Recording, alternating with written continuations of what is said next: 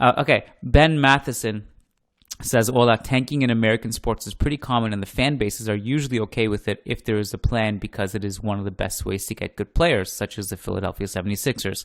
Do you think if Florentino came out this summer and said, we are hiring Nagelsmann to be our manager and are moving forward with our youth policy. We are cutting ties with the old guard.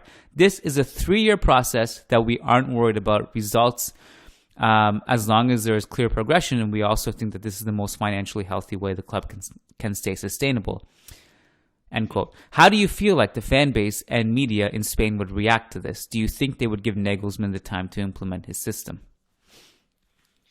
Well, first of all, I'm not entirely sure about the fact that the fan bases in the US are actually okay with tanking. Like, they made a lot of fun of the Sixers at the time.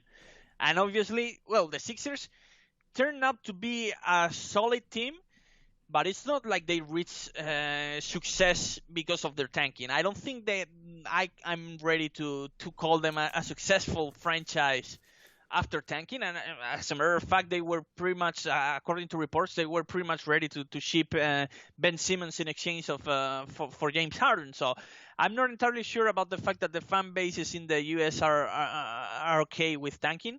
They would definitely be more okay than in Spain.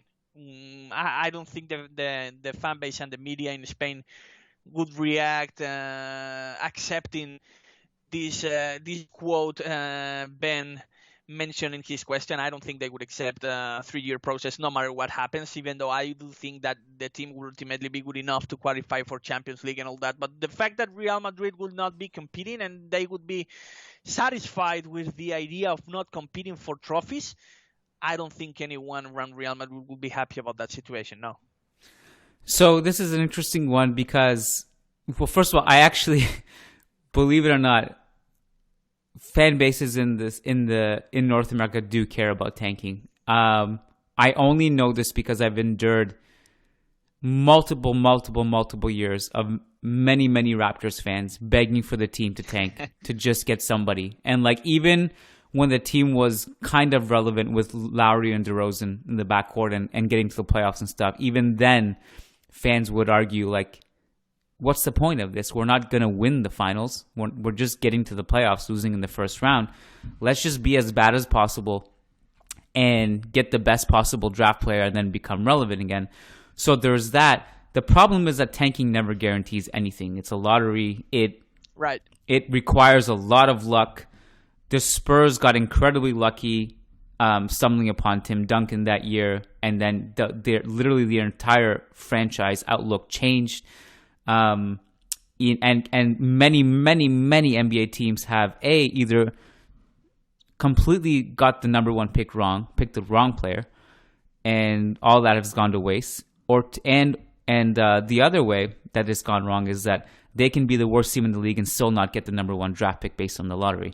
Right. I think far more important than tanking is building a winning culture. So and that's the difference here, because tanking doesn't exist in football. That doesn't happen, right? So not in European football anyway. So if you go ahead. Yeah, very quickly, and just you mentioned the Spurs and Tim Duncan as an example, and it's true that the Spurs got lucky to get Tim Duncan in that draft, but at the same time, Duncan wouldn't have probably been as successful had it not been for the great work the Spurs did with Tony Parker and Ginobili.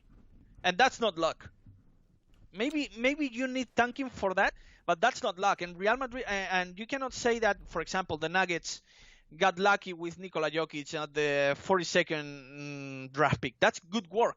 Sure, and I agree.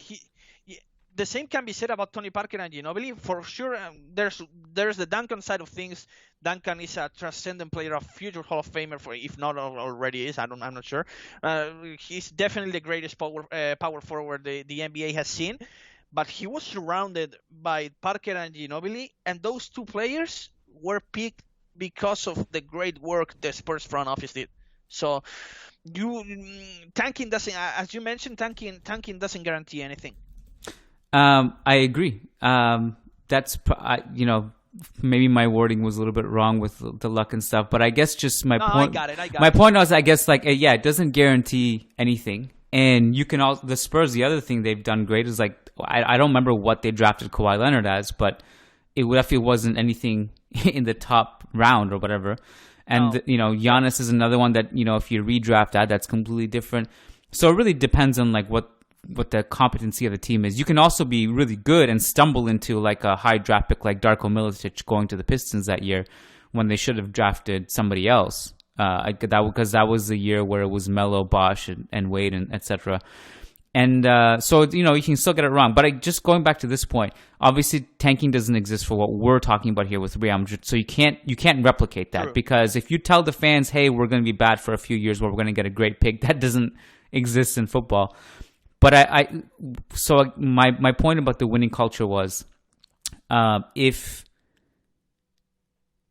I don't think you're necessarily a bad team if you decide to start a new cycle. Like, I don't think this team is quote unquote bad if they go with Nagelsmann and a bunch of youth players that they already own. I think it's a really, really good competitive team. I think the pitch to fans would be, this team is really, really good and really, really exciting, but it's possible we don't win a title or see the fruits of this, and we'll go through some growing pains, and we may not see it until year 2 or year 3. Would fans accept that? In my opinion, they should, and they should just keep their spoiled mouths shut, because even like it's just so incredibly difficult to win, and even putting a bunch of stars together doesn't guarantee you anything. You don't even have, you barely have a league title to stand on the last decade to even say like, no, we prefer the way it's working right now. Yeah.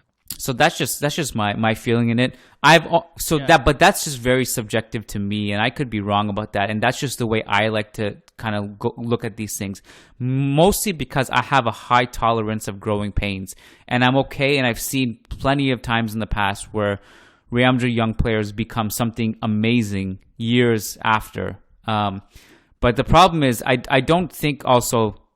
It's not one or the other, Lucas, right? It's not like you have to sever ties with everybody to do this.